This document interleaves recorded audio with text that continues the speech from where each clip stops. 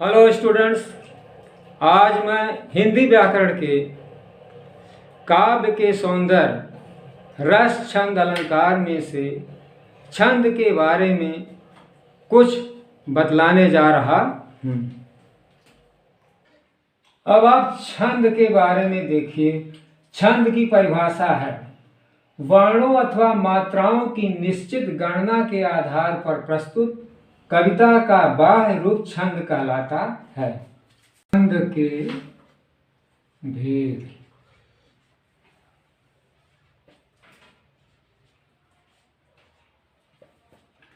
छंद दो प्रकार का होता है।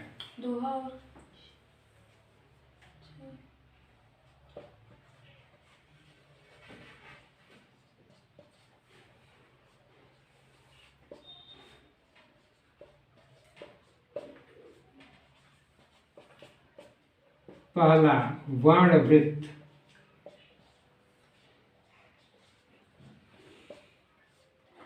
दूसरा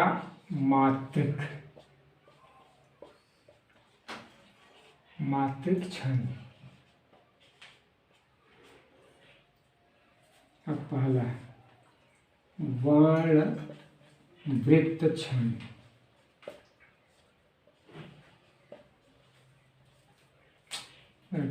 छंद के भेद। छंद दो प्रकार का होता है। पहला वर्णवृत्त छंद, दूसरा मात्रिक छंद। अब हम आपको वर्णवृत्त छंद की परिभाषा बता रहे हैं।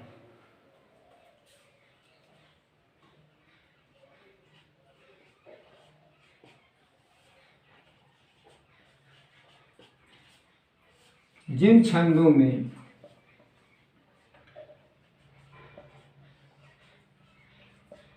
केवल वर्णों की गिनती की जाती है,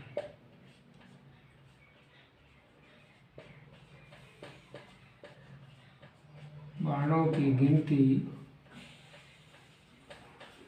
की जाती है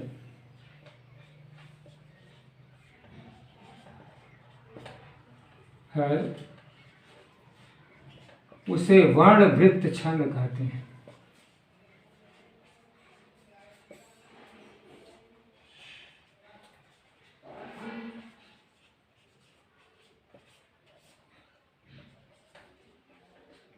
इसमें मात्राओं पर ध्यान नहीं दिया जाता है। क्यों नहीं दिया जाता?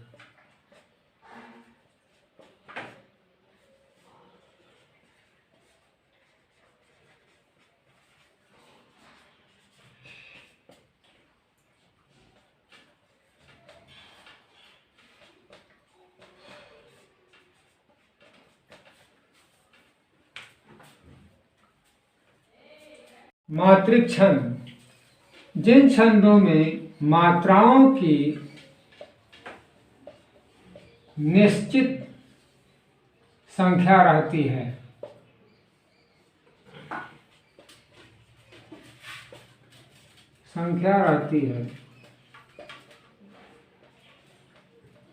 उसे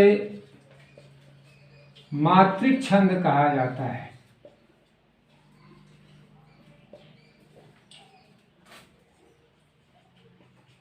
मात्रिक छंद कहा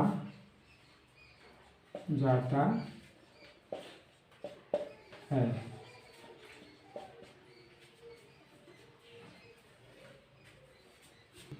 अब इसके बाद मात्रा के बारे में बताएं।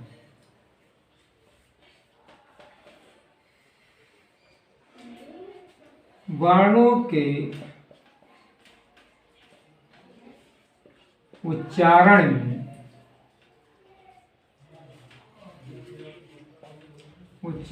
में लगने वाला समय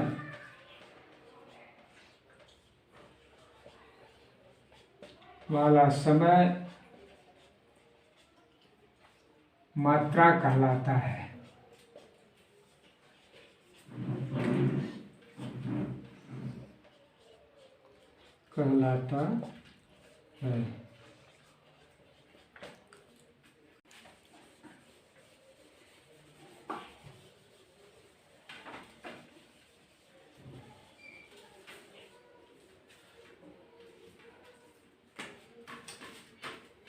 किसी वर्ण के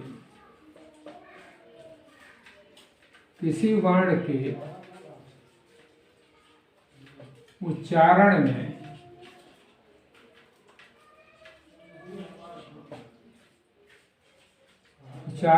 कम समय लगता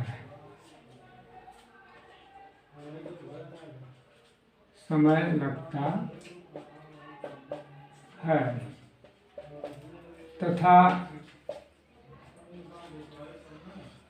किसी वर्ण के उच्चारण में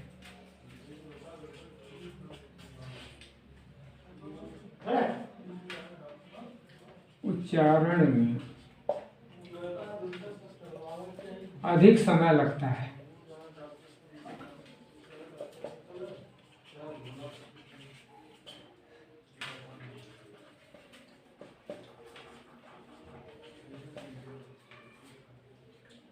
कम समय लगने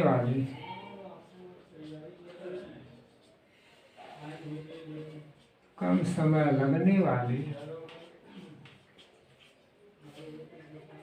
वर्ण की मात्रा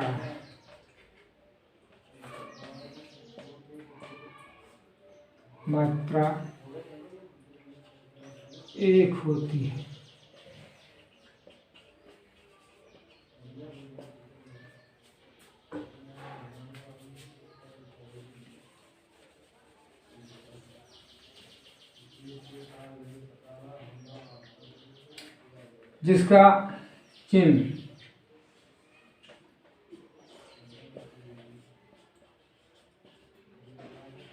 जिसका चिन्ह लघु होता है।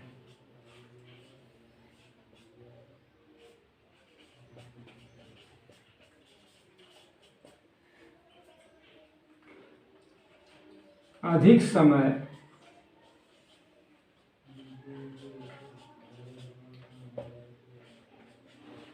लगने वाले वर्ण की मात्रा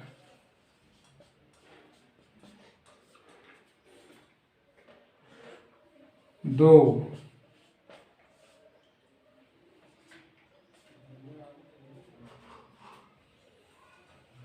होती है।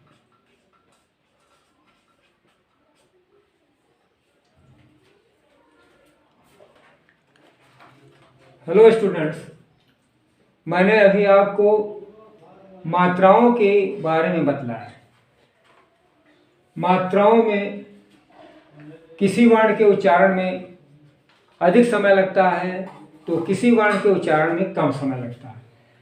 जिन वर्णों के उच्चारण में कम समय लगता है उन्हें लघु वर्ण कहते हैं। उसकी मात्रा एक होती है, जिसका मैंने आपको चिन्ह ही बता दिया है। और कोई वर्ण ऐसा होता है जिसके उच्चारण में अधिक समय लगता है, जिसको दीर्घ वर्ण कहते हैं, और उसकी मात्रा दो होती है, जिसका चिन्ह भी मैंने आपको लिखवा दिया है। दीर्घ उच्चारण वाले स्वर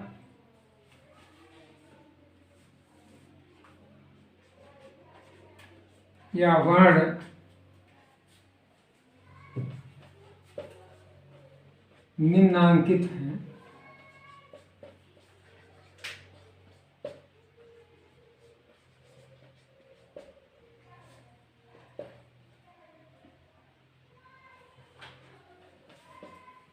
आ, ई,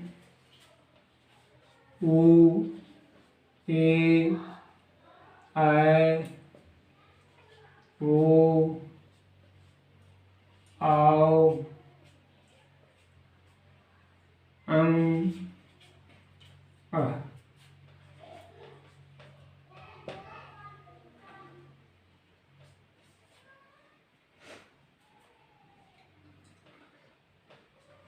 अनुस्वार वाले वर्ण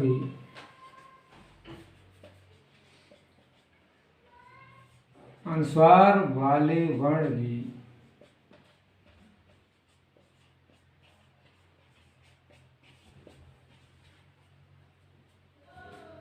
दीर्घ होते हैं।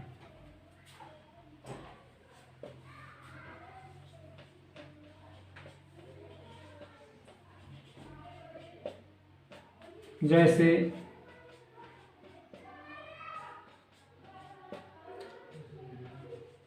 चंग लंग पंग। तीसरा विसर्ग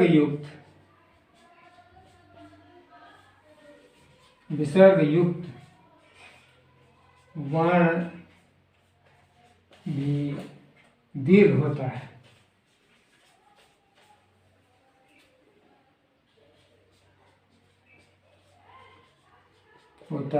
जैसे दुख में दु वर्ण दीर्घ है। तब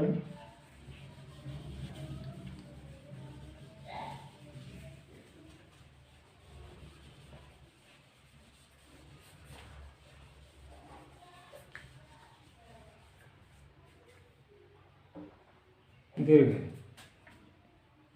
चौथा हलंत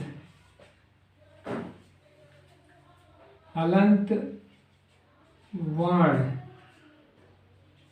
से पहले आया हुआ वर्ण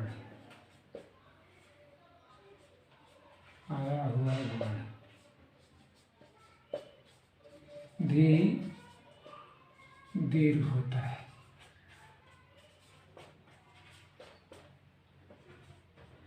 जैसे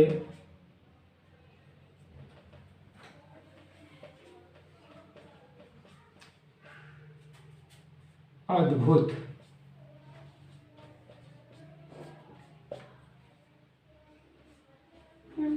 में अ दीर्घ वर्ण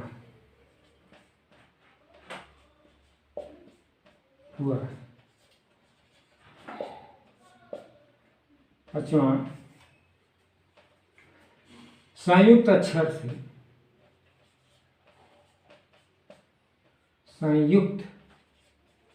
अक्षर से पहले आया हुआ वर्ण या अक्षर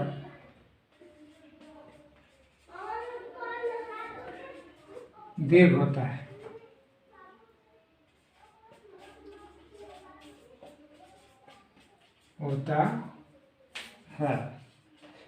जैसे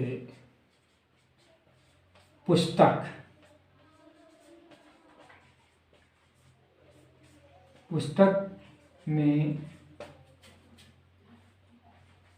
पु वर्ण दीर्घ है।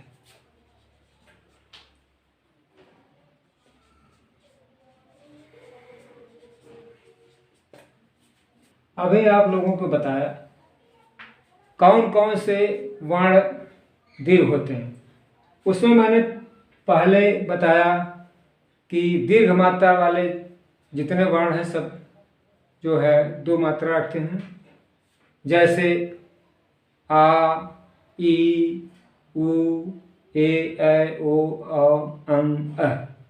इसके अलावा मैंने बताया जो वर्ण अनुस्वार युक्त होते हैं वो भी दो मात्रा वाले होते हैं, उन्हें दीर्घ कहा जाता है। जैसे यंग, लंग, पंग इत्यादि। इसके अलावा मैंने आपको बताया जो वर्ण विसर्ग युक्त होते हैं उनकी भी दो मात्राएं होती हैं। जैसे उदाहरण मैंने दिया दुख में दु जो है इसकी मात्रा दो होती है। इसके अलावा जो वर्ण हलंत युक्त होता है और उसके पहले जो वर्ण आता है वह भी दो मात्रा रखता है। जैसे अद्भुत में एक मात्रा समानता होना चाहिए, लेकिन उसके बाद द जो है हलंत वाला वर्ण है, इसलिए अ जो है दो मात्रा वाला हो गया। इसी तरह मैंने संयुक्त अक्षर के बारे में बताया। संयुक्त अक्षर से पहले आया हुआ वर्ण या अक्षर भी दीर्घ होता है, जैसे पुस्तक में पू वर्ण दीर्घ हुआ, और उसके बाद जो था आधा स ये संयुक्त अक्षर था। इस कारण से कभी कभी चरण की पूर्ति के लिए लघु का गुरु तथा गुरु का लघु मान लिया जाता है।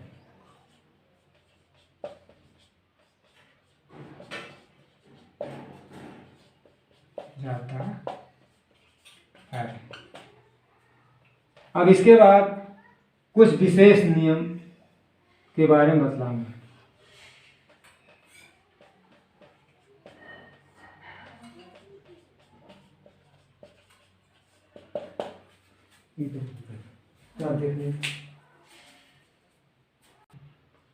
स्टूडेंट्स, विशेष नियम बोर्ड के दृष्टिकोण से कोई महत्वपूर्ण नहीं है, वह सामान्य नियम ही सम्मिलित हो चुका है। इसी वजह से मैं इसको हटा दे रहा हूँ।